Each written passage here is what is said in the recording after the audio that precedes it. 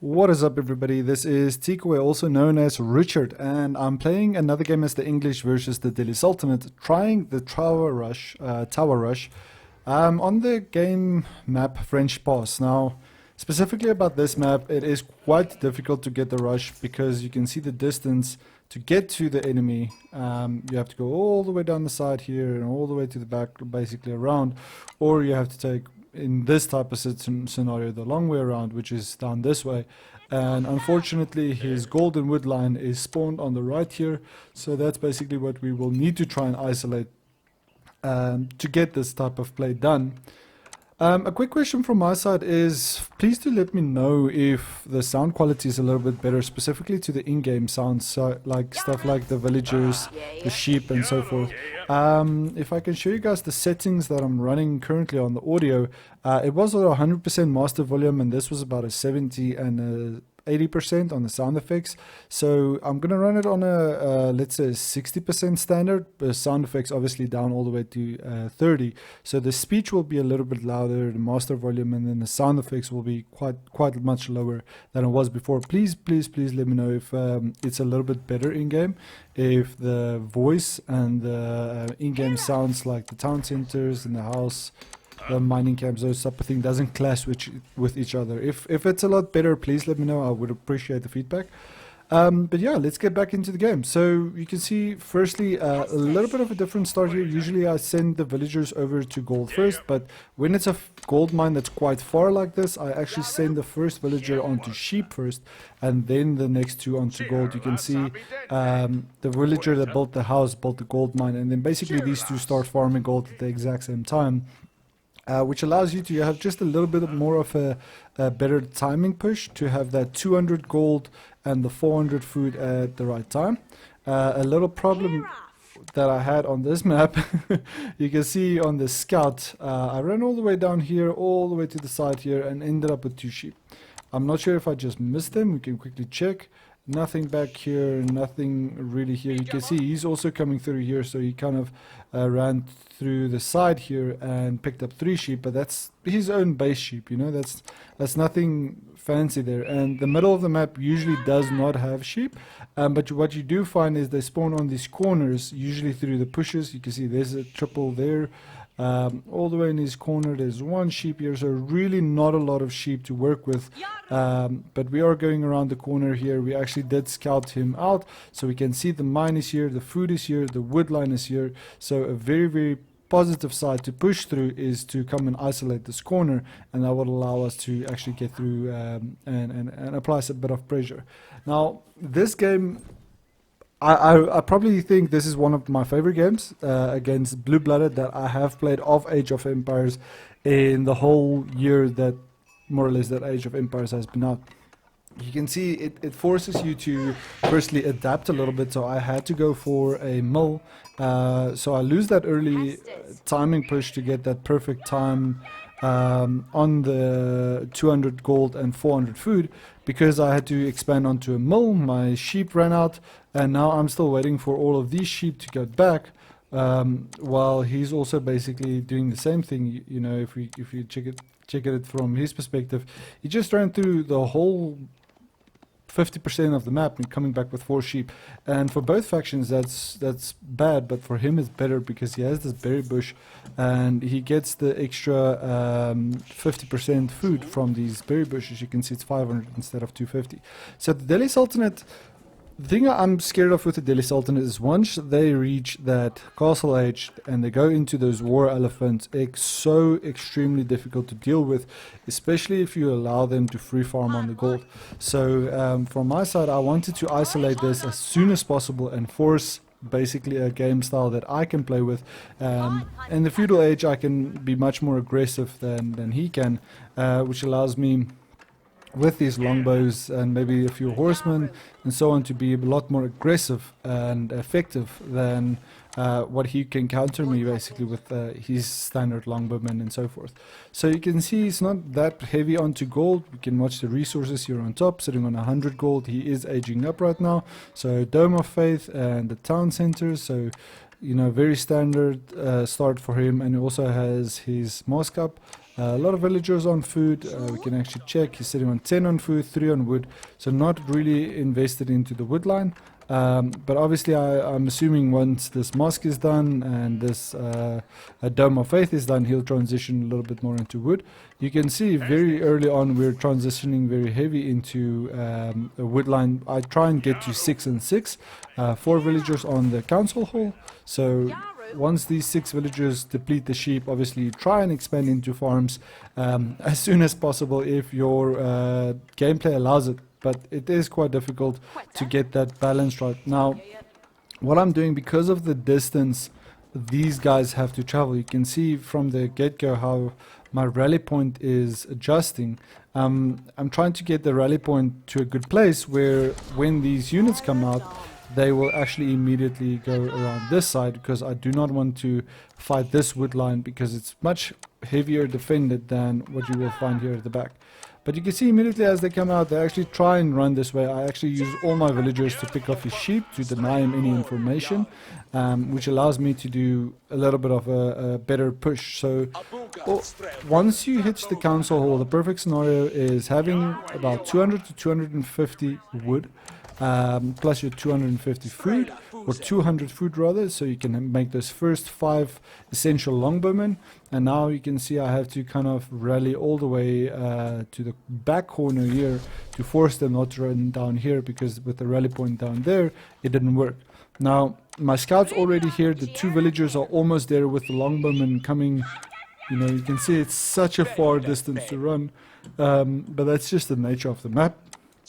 Now I know once this outpost is up, I will be able to deny this gold, which he knows is worst case scenario for him, because this game's gold supply, everything else lies in the middle of the map. So once these 2 points are isolated, I deny him 100% gold, and that allows me to go very, very aggressive, and he has to pull all of his woodline villagers to come and contest with his own outpost and possibly siege down my outpost. So unfortunately the 2 villagers was not enough, but a very reactive play from Blue Blooded here. I don't know, this game was so fun to play, you know, very reactive and very important to kind of go for the different styles. So I see he's building, sieging down this outpost, so I'll leave it for a little while so that the villagers can stay isolated, so it denies him more wood. And I think I do delete it just before it goes down. Actually not deleting it, it destroys it. So losing out 100 wood there. Then going for archery range, because these little guys takes forever to run around this mountain, but we have more in the queue, and we have the town center consistently applying villagers to the wood line. But now you can see trying to go for a second outpost this side, again forcing 12 villagers to go isolated, and he tries to siege this one down, and lost it. No, I cancelled that one. I didn't lose it, thank goodness. But you do lose wood when they siege it a little bit and then you destroy it, so you don't have 100% of the wood that you supplied to get that back. Now his response, he already has a blacksmith, which was a little bit early in my opinion. He has the stable out, he has a mosque, double mosque out, so the mosques inspired buildings close to it to, I think, do research quicker. But in this case scenario, I would have actually transitioned some of his villagers over to stone so he can get these outposts upgraded, which didn't happen, but he is getting those villagers into the gold, so he is getting that gold supply. But now we have that outpost up, and I just garrison my villagers so they can kind of be safe, or I send them backwards to continue with the military production. But in this type of scenario, it's really cool because he has the outpost, but it's not garrisoned, or there's no arrow slit upgrades. So I have to take my chances with this heavy pilot base or forward based investment to try and do something here, because once he gets these the gold up and he goes for that castle age, you can see how close he was to the castle age. If I allowed this castle age to happen, it would be GG, because he's going to go into tower war elephants. You can see he has not even touched his sheep. He is on the berry bush. The berry bush is almost finished, but once he reaches that 600 gold, it's basically game over because he's going to go into Tower War Elephants and then I won't be able to counter this. So he's trying to survive, trying to hold on so he can farm this gold, and I am trying to get a damn blacksmith down so I can actually get my siege engineering and push forward. But right now I'm just training more archers every now and then, just going forward so I can basically keep an eye on this outpost. Once those villagers leaves the outpost, then I can actually push forward. But you can see it basically covers just this corner. My longbows are able to pick this off all the way down here. Now you can see he's starting to train the horsemen. He just depleted all of his food, so that probably went into villagers. Just a ton of horsemen queued up, and he knows, okay, now it's time, you know, it means business. These longbowmen are in his base, he needs to respect them. They are going to pick off some villagers if he does not respect them. And this is just to cause more idle time. You can see he's transitioning from this wood line to this wood line, but we do have the outpost here. You can actually click the outpost on the villagers, but you can see it switches over now, and he builds another outpost here. This is really bad, but you can see he moved onto this, so the scout's taking the blunt force right now, a lot more health than the archers, and the scout will take a lot less damage than the scout, the scout will take less damage than the longbow, because the spearman or the horseman actually does more damage versus the archers. So these archers are going to go down. He has, you know, a ton of horsemen queued up right here, and now, you know, we need to keep the pressure because we are the English, and if we don't, we are going to lose the advantage here, and that's going to be worst case scenario for us. So what's happening right now, I'll show you what I do. Okay, so this is keybound to 2, this is usually keybound to 7. I am getting a wheelbarrow upgrade here. We actually did get I think it's double broadaxe, the first upgrade for the lumber mill. Not getting a gold upgrade, but only starting to really farm gold right now. The whole time I did not. While we just got those upgrades, but now you can see he's trying to siege this down. I do have a spearman out, but now he sees the archers probably picking at him, and now he comes forward to try and challenge the archers, but we have a single spearman here, and these longbowmen, you know, still getting the steeled arrow upgrade only now. And you can see how quickly those horsemen actually deals with these longbowmen, and all that's happening right now is it's basically you know, competition for the masses, who has the better resources control. So he has the double outpost. He can actually get the I can get the arrow slot upgrade. He cannot. He has not started farming any stone, but we have a single archer that accidentally ran this way, so he's just coming to pick that off, trying to deal with any threats that I push towards this side. I think he maybe expected more archers to come from this side, which didn't happen. I could have probably done that with my council hall, sent them down here, so as soon as he you know, pushes this side, I push my archers forward and vice versa, and force him to use more of that wood. Another thing that would have definitely been beneficial for him, if he placed down a market and sold some of this wood early on, he would have been able to go into that castle age, and a single tower war elephant would have decimated this army. So, you know, for Blue-Blooded not to have gone to Castle 8, it's just a blessing on my side. But I know I have to force the fights here, because as soon as he builds up a mass, then it's going to be more difficult for me to get through this. You know, we have the double barracks now to get those spearmen out, and I know the archery range can produce some longbowmen, but I should have had a second you know, archery range back here, but at this point I'm starting to run a little bit low on resources, so I was back in the base doing all of this long distance chopping, you know, that I did not control. I think it happened on his side as well. We can quickly have a look. Now it's better, but in the beginning he did also this long distance chopping here, so both of us not really managing our armies, but a really nice team or amount of units building up your 8 horsemen, 8 archers, and he's just producing a lot of them. You can see those war elephants, not able, castle age upgrade, and in the archery range, tower war elephants, castle age, very strong castle age, the Delhi Sultanate. So if he did use that resources, it was going to be GG for me. But yeah, he goes for a second blacksmith. The blacksmith is in the mosque. So he gets a time for his upgrades. There's not a cost requirement for him to get those upgrades, so he just needs to play for time. So he'll get that range upgrade, the melee upgrade. You can actually see the blacksmith down here. These upgrades will be a lot quicker once he has it in the vicinity of the mosque, and that will allow him to just get those upgrades a little bit quicker. So he's stabilizing with a little bit of houses, trying to get that population cap going. Sitting on 37 military, 41 villagers. We are sitting on 34 villagers and 25 military. So, you know, we are way behind if it comes to villagers, if it comes to military. We are actually much more behind than he is in terms of the size of the army, but the composition of the army, being, you know, 13 spearmen, I think it was just a counterplay, because we do have the arrow slit upgrades, but now you can see he pushes forward with his archers because he saw the mass spearmen, and now my longbowmen, all they are doing is I'm targeting down the longbowmen or the archers on his side. It's 1 range armor, 1 melee armor and 5 damage.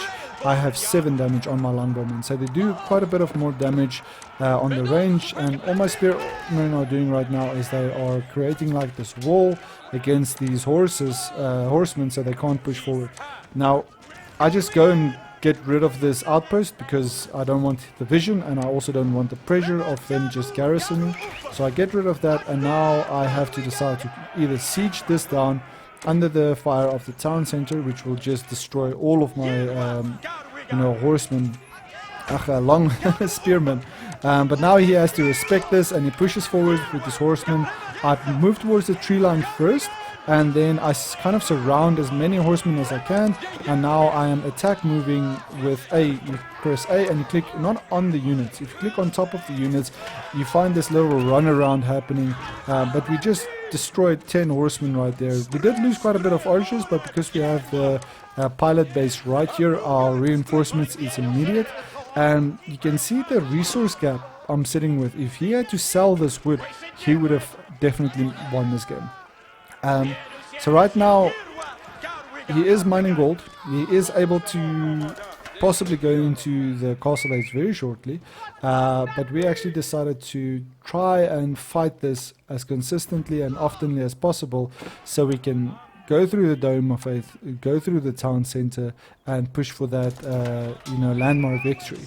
At this point in stage, he has a berry farm right here under protection of the outpost. He's doing a lot of long distance chopping, but you can see he's just joining us with a single stable and a single archery range. That's what's producing his units, and we're sitting on the double barracks and archery range. So it's basically a counter plane. But now he has to send forth these little, you know, pilot armies or little mini raiding armies to try and deal with this battering ram. And all we're doing, we're using the pressure of the spearmen to deal with the horsemen, and then using the longbowmen to get rid of the horsemen and then get rid of the archers. The problem here is the town center is actually doing a lot of the damage, not the horsemen, to get rid of all of these spearmen that sits here in front. And as you can see, as soon as these horsemen basically get on top of us, we have to transition our focus to the horsemen, and we end up losing a lot more archers or longbowmen in the process. So these horsemen are a great counter, and they're training at a phenomenal rate. You can see these horsemen are training at 11 seconds, whereas the spearmen are 15 seconds and the archers are 15 seconds. So this I think it's the moss which increases the training speed, but just popping out those horsemen at a phenomenal rate. Maybe if you had a second one or even a third one, it would have also been much more difficult to deal with this. But now he has 4 horsemen here. We're trying to chase it down with actually what's it, 5, 6, 7, 8 horsemen already up again. Very, very effective to train all these horsemen out with this stable of his, and we can't even keep up with the double barracks really to stay ahead of this horseman push that he's doing. So now he's captured the first sacred site, second sacred site being captured here. very heavy on the resources. I'm not even close to keeping up with the resources. Again, doing long distance shopping, trying to get farms up, trying to get my villagers stabilized. But you can see still now only on 44 villagers, and he's sitting on 45. So stopped trading villagers when he did have the lead. And now we're going for the town center. If the town center goes down, we win. But this is going to be quite difficult because he's building quite a significant mass here, and like I said, that timing is working in his favor now because the blacksmith actually finished all of the upgrades that he needed without spending a single dime on them. So now it's just trying to survive this push. He sacrifices all of the horsemen, but horsemen are considered a trash mob. They're not very expensive like a tower war elephant or knights. And now he's getting his own battering rams out to deal with our defenses, which is basically the outpost and the military camps that's here. He actually has a scout that I didn't see the whole game, right here behind us. So the vision on that is quite nice. You can see everything right here just with that single scout. But we are able now to go into the next age. I put down a market on my side. Actually not able, that was his siren going off. And we lose another battering ram right here, and he has the first battering ram busy sieging us down. We have another one right here, and I'm trying to keep the pressure here. It's really not that effective if you look at the resources cap. Even if you had to go over to men-at-arms with the archers, it would have been maybe a better play than going with a horseman, because the men-at-arms would just tank all of this damage from the longbowmen, and men-at-arms are going to be better against spearmen, so they're just going to decimate that army. So it's a bit of a composition play mistake and a resource management mistake. I mean, 2,400 gold, that's phenomenal. It's just wasted resources if you're not building a trading house. At some point he was almost 6,000 resources ahead of me, and all I'm trying to do now is trying to keep the pressure, get this town center down. If I'm not able to do that, then try and eventually go into a third age. But he knows also if he just keeps defending this, at some point he'll be able to win the game if he keeps these sacred sites and just gets the landmark defended. And he also kind of missed in repairing this, because my longbows will actually pick that off. But you know, it's annoying playing against the English like this. It's all I can say.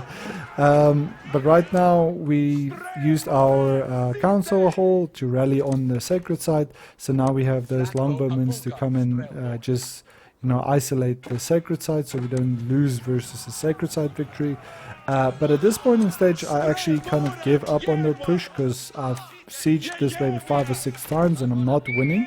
So I have my archers and a few units still coming out here, but I stopped producing that, and now you can see we actually start focusing more on the base. 1,200 gold here. We have the market, which I usually keep down to 8, council hall 7, town center 2, and then a scout when we do have one on keybound 1. So now we're isolating the sacred site here, and we actually adapted our wood line so we can split into the secondary one. This one was almost finished. I got this food source right here on the hunt. Moving over to berries, and I went to another hunt this side. But I'm scared now of this army of his, transitioning into my base, because we basically lost all our military production right here. So this is kind of keeping him busy. I tried to get maybe some stone towers out here, but that forced him to kind of push in, and you can see that's quite heavy. 25 archers, 7 horsemen. If we look at his army now, he's sitting on 64 military, so just very, very heavy military on his side, not losing a lot of his units.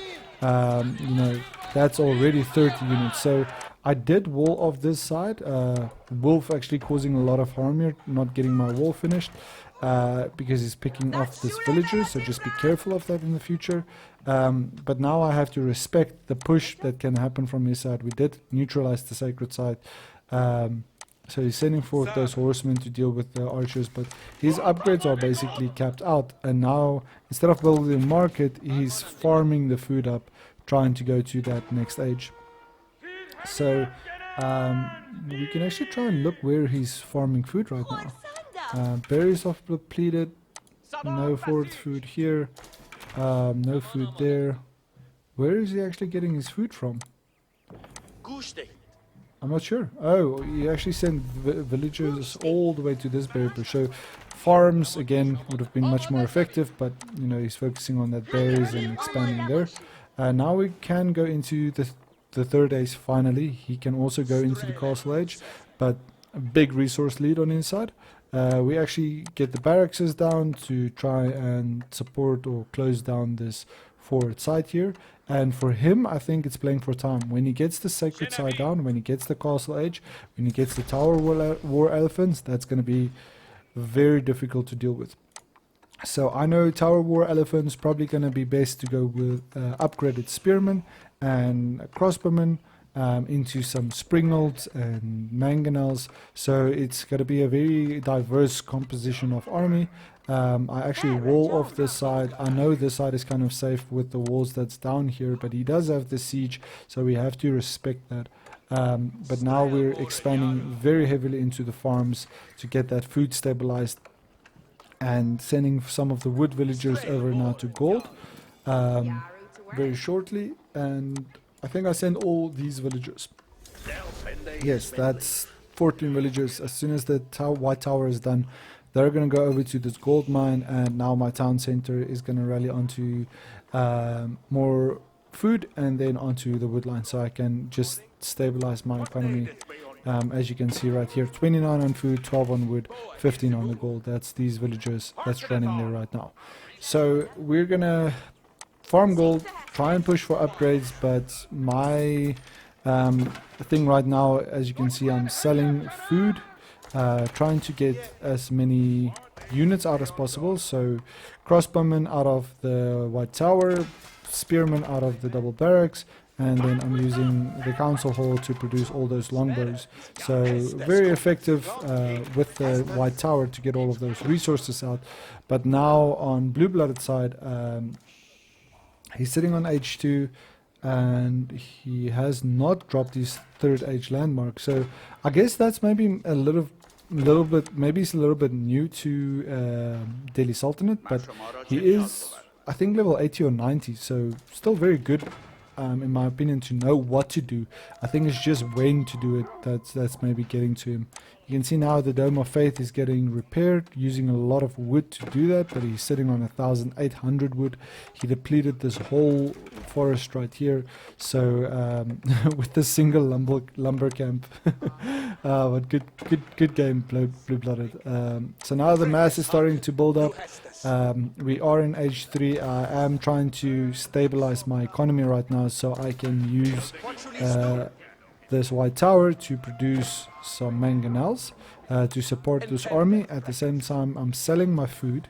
You can see the food supply is quite low despite all the farms, so I can get these blacksmith upgrades. At the same time, I got the longbowman upgrade. You can see they are veteran longbowmen, so they're a little bit more armor, and we're also getting the veteran spearman upgrade. So we know these units will be able to deal with tower war elephants if we need to. And he's actually on this wall line. I wonder how many villagers this wolf actually took out, because he killed someone here and now he's still on the villagers down here. So that's the second villager that I've seen that he's actually killed.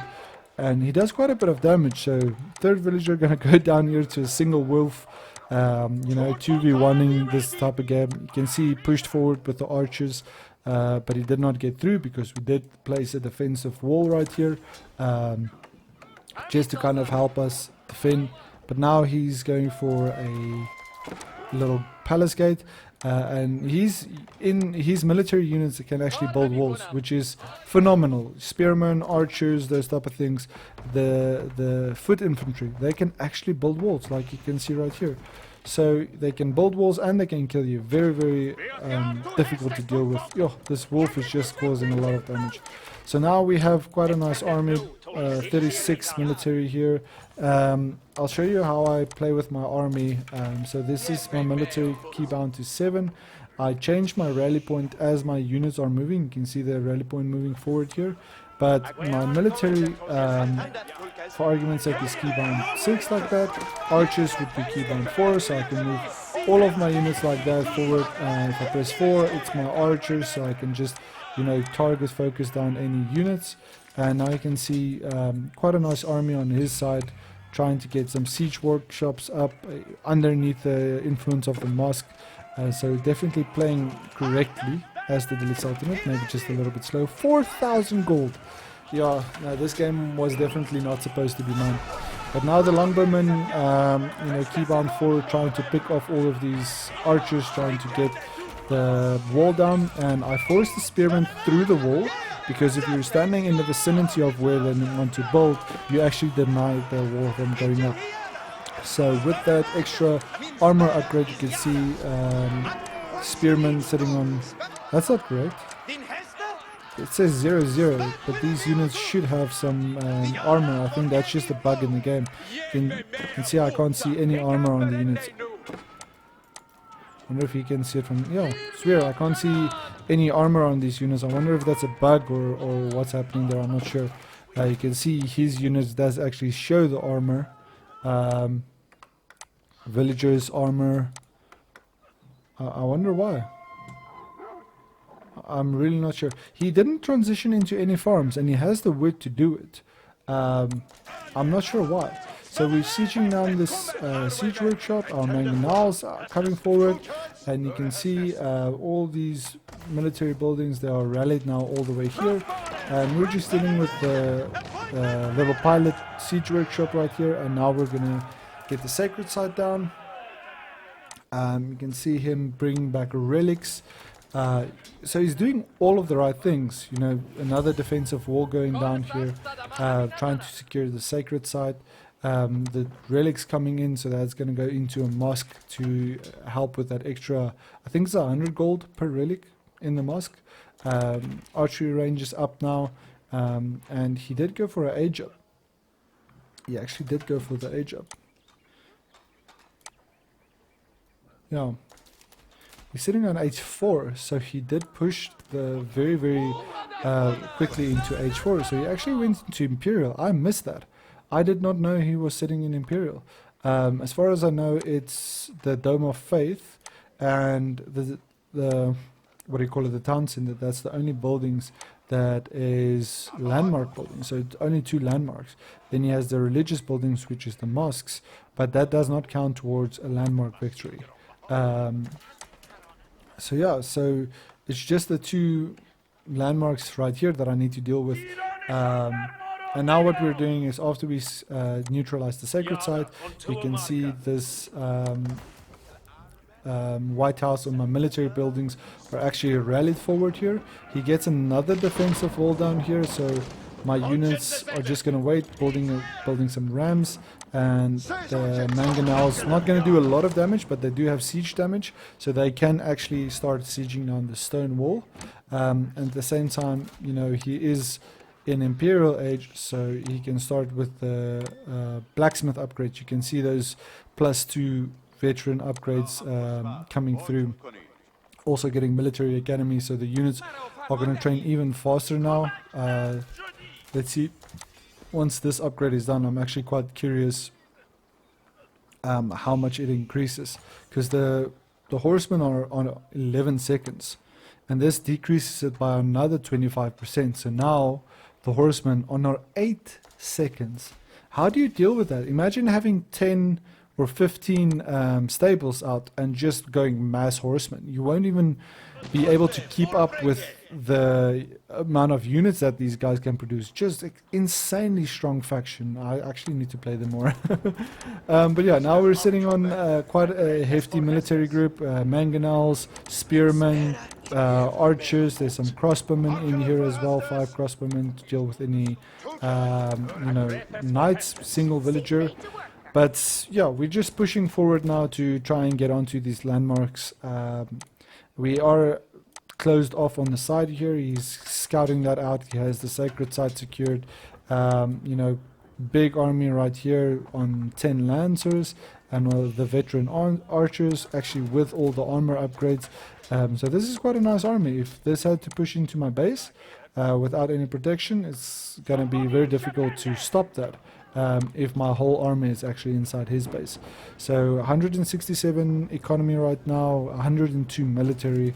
You know, some of these siege units, they take up more than just one military, same as the mangonels. They actually take up 3. And I'm not sure about the rams, but you can see the crossbowmen coming out of the White Castle because I don't have archery range out.